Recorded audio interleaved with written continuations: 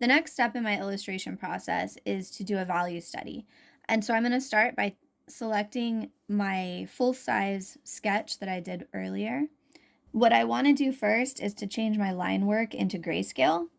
If you know a better way to do this, you can totally share it with us in the comments. Like I've mentioned before, I'm very new to Procreate, so I'm still learning. But the way that I have figured out to do it so far is to take each layer. So I'm just going to select that top one, and then I'm going to come over to the magic wand icon and select that and go to hue, saturation, and brightness. And I'm going to take this saturation slider down here at the bottom and lower it all the way down. And you can see the saturation of the mountains went all the way down to gray. And so then I'm going to do that for this layer.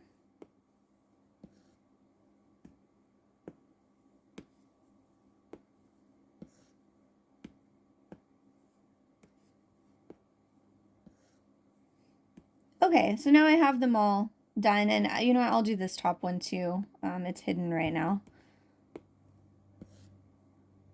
but just in case I decide to use it. All right, and then I'm gonna make a new layer, and I actually want this to be under all my sketch lines. And I'm gonna work only in the grays. And so I wanna start with my lightest value, and I think my lightest value is gonna be the sky. I'm gonna make my pencil all the way big, and I'm just gonna color this in.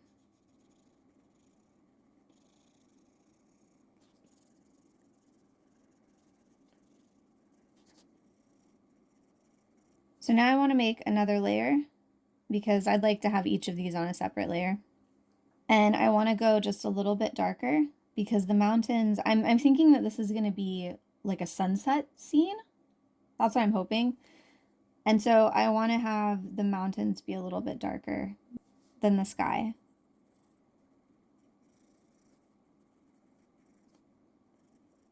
And because it's a sunset scene, the clouds might also be darker.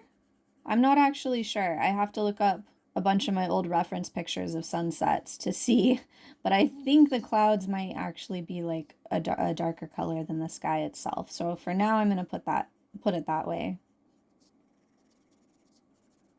And they probably wouldn't be as dark all the way out here, but you know, again, that'll change. Okay, so basically I want the sky and the mountains in the background to be a lot lighter than my foreground elements, but I want the foreground elements to still be readable. So I don't want to be like, okay, you know, here we go.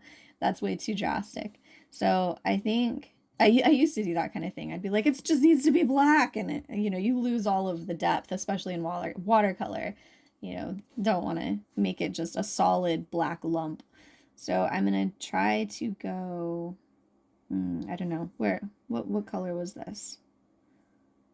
Okay. All right, so let's start like here and see how that looks. Oh, that's on the same layer, isn't it? New layer, Nikki, new layer. My cat is trying to help me draw on my iPad. So I think that is not quite how dark I wanted them to be. I think I want that darker. But I think, I mean, we're going to have a little bit of lighting, like this will be lighter on the edge probably, and then also probably here. Because if I think about it, and the sun is coming from somewhere down off of there, then part of this will actually be probably a little bit lighter. So I'll leave this as a base color, and then I'll go from there.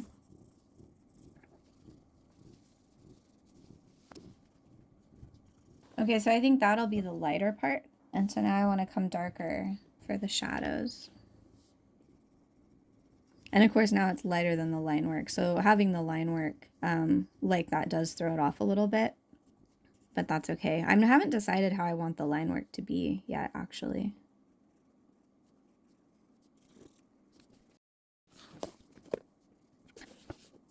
So that's pretty good there. And then the mountains themselves, I think, would have lighter spots and darker spots.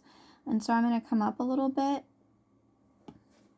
And I'm going to try to show, maybe not that light.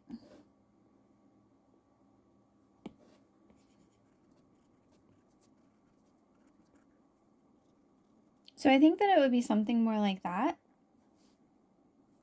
But that's actually more what it would look like. I wouldn't have line work around the clouds or mountains.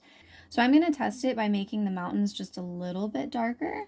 I know I totally put more stuff on this layer than I meant to.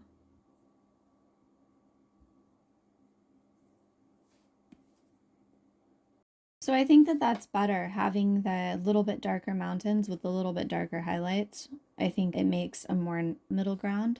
And I think it makes the sky pop a little bit more too, which might make it feel like it's glowing a little bit more, which would be nice. I think that this actually might work. I like to look at it bigger and then really small because that helps your eye just see it all at a glance and kind of take in the immediate effect that it gives you. And then opening it up bigger, and I could envision like, oh, the words could go here if there's words, or and then there's like a really nice dark silhouette against all that open light space, and you can kind of get the fuller picture or the more full picture, whatever. You can kind of get a better picture. And then, is his butt too close to the gutter? I don't think so. It looks fine. You know, that kind of thing that you can see when you zoom in. But then you get the big picture when you make it little. So I like to do both of those. So yeah, I actually really like that. I think it gives a feel of kind of, you know, what are they looking at over there? What's on the horizon for them? Like that sense of adventure, I think really did come through. So yeah, that's cool. I think it's good progress so far. In the next one, I'll show you how I do a color study. And I am nervous about the color study because I haven't painted a lot of illustrations with sunsets. So it'll be kind of an experiment. But I hope it's helpful for you to see the process anyway. Until next time.